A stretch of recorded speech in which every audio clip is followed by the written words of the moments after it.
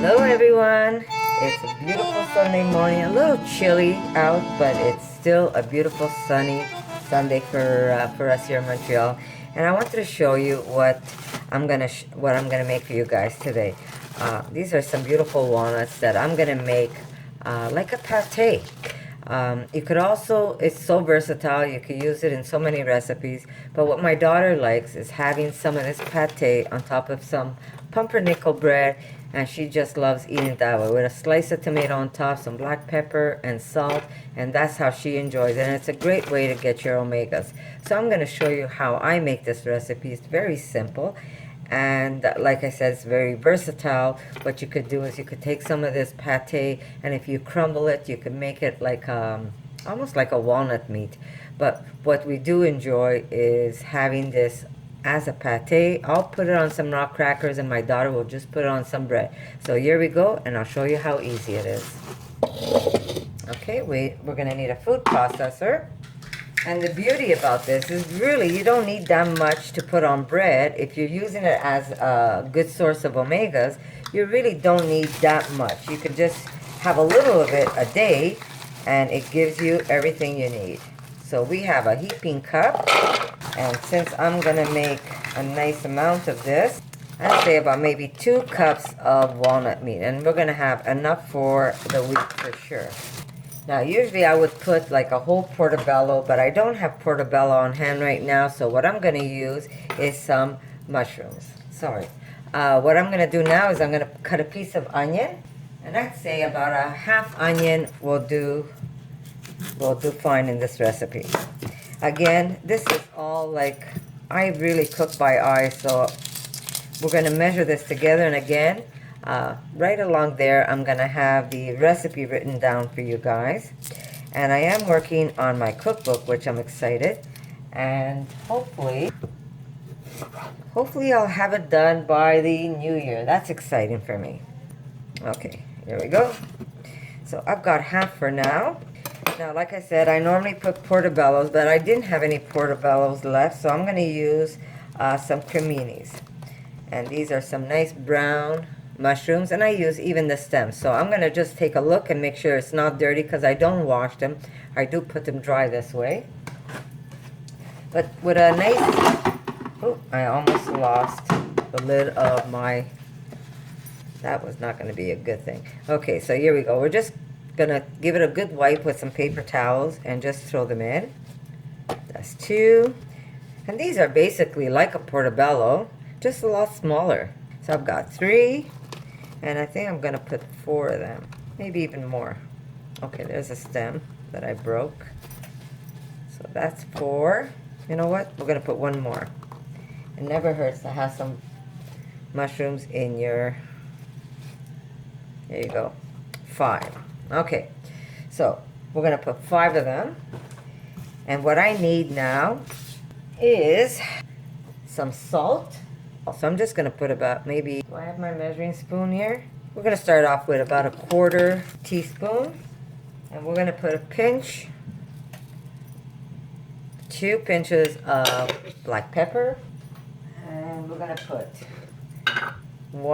2 pinches of nutmeg.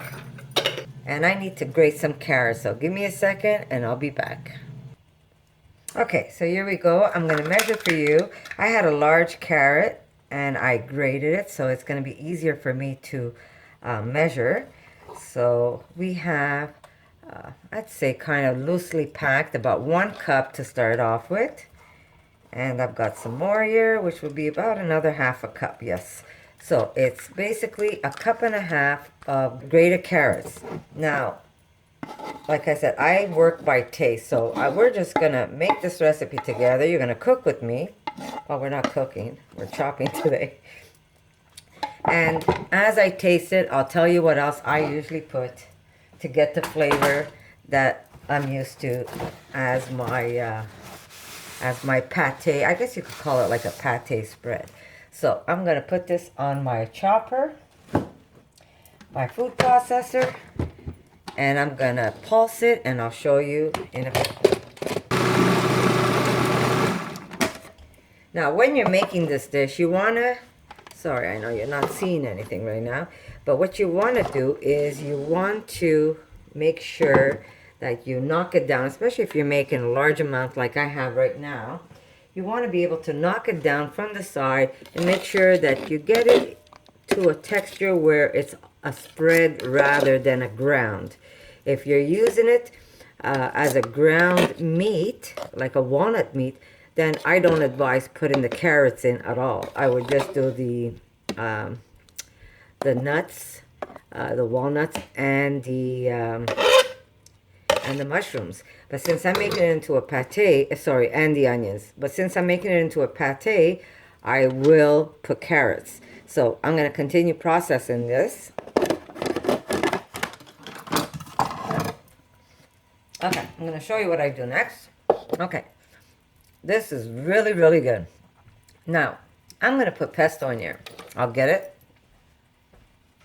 But if you don't have pesto, I would say put olive oil and some herbs, whatever herbs you like. When I'm making a spread like this, I prefer either parsley or leave the parsley out, and I put basil. So I'm going to show you. Here we go. I'm going to put, I need a spoon. And you're going to think it's a lot, but it really isn't. Okay, so we've got a tablespoon here. So I'm going to put 1, 2,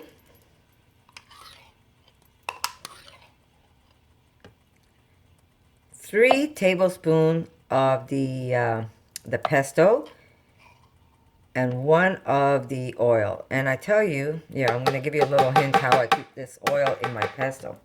I'm just going to put this aside for now. Okay, here's my pesto. Every time I use it, I'm not sure if you can see the side of my jar.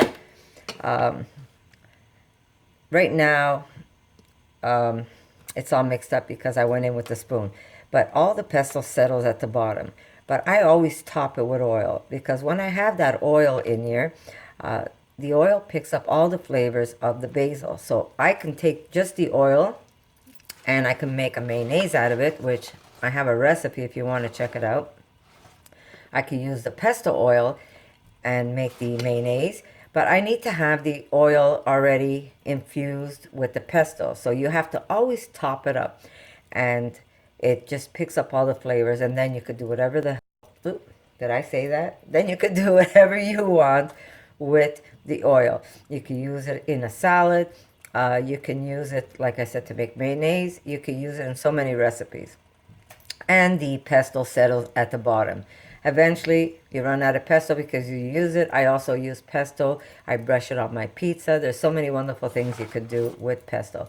And it really makes a beautiful vegan dish delicious and interesting. I'm telling you, our food is amazing.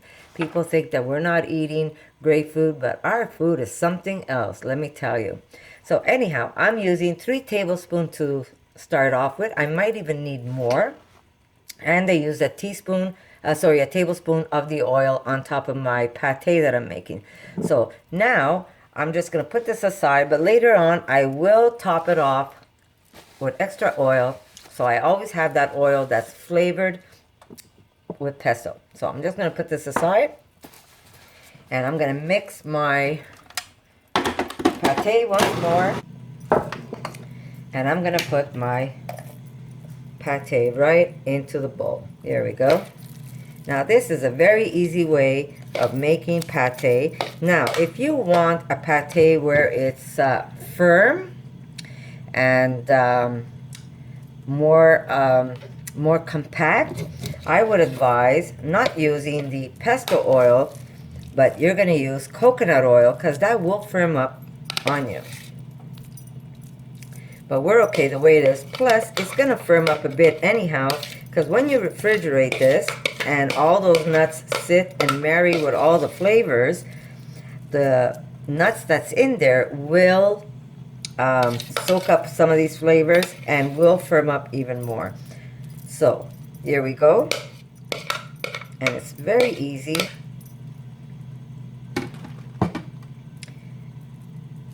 Very easy to make. So it is one of the easiest recipes ever, and it is topped with some extra pesto. And this way, when my daughter takes it and puts it on a slice of bread, she takes it and she spreads it on top, and she gets a marriage of delicious walnut spread along with some pesto, and she's got lunch with a nice slice of tomato on top, and she's got a beautiful lunch. And it was that easy, and it stays in the fridge for a long time. So I hope you enjoy this video, and if you do, give me a thumbs up, and I'll see you in the next one.